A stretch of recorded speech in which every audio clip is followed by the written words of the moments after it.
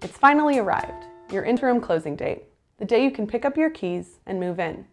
And while that's true, before you rent your moving van and pack up your belongings, there are a couple of things that you should know. Your interim closing date, also known as your possession date, is the day that you, the purchaser, can take possession of your new home. It's not necessarily when you're granted title of your home. That is your final closing date, and it's established by other factors, primarily the registration of your condominium corporation. To understand what occurs on your interim closing date, it helps to know the steps involved.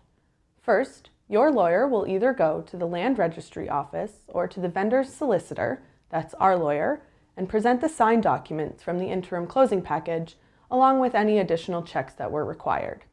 Next, our solicitors are required to do their due diligence before they can confirm that the suite has interim closed. Once all that is done, our solicitors will email customer care to let us know that we are legally able to release the keys. That can happen anytime between 9 a.m. and 5 p.m. on your scheduled interim closing date. It's one of the reasons we strongly recommend delaying your actual move until after your interim closing date. Okay, so your suite has interim closed and customer care has been notified to release your keys. What happens next? Our first priority will be to contact you with the good news. You will have two options for key release. Typically, your new home closing package will be left with the concierge, available for pickup 24/7.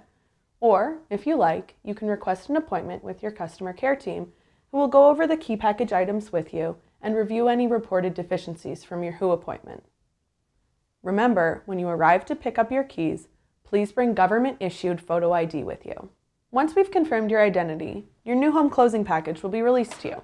It will contain the following: 2 suite keys, 2 common area keys, 2 access fobs for building access, access transmitters if applicable, locker keys if applicable, and mailbox keys.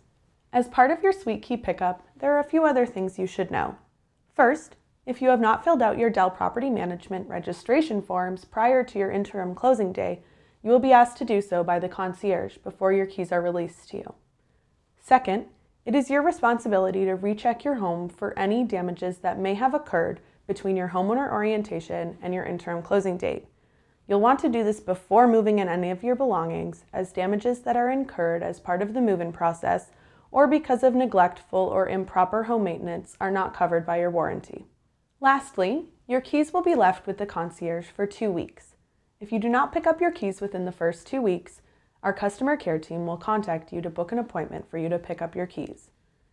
After 2 weeks, we would be concerned that your suite was left unattended. There are a number of events associated with a vacant suite that could potentially cause problems with your warranty. Additionally, many insurance companies will not provide coverage if you are not regularly present. We don't want any of those problems to happen to you, so it's critical that you pick up your keys as close to your interim closing date as possible. So now you're ready to move in. We'll remind you to book your move with the property management team. Move-ins are scheduled on a first-come, first-served basis, so if you have a particular date in mind that you'd like to move, the sooner you book, the better. And that's all. Congratulations on your new home.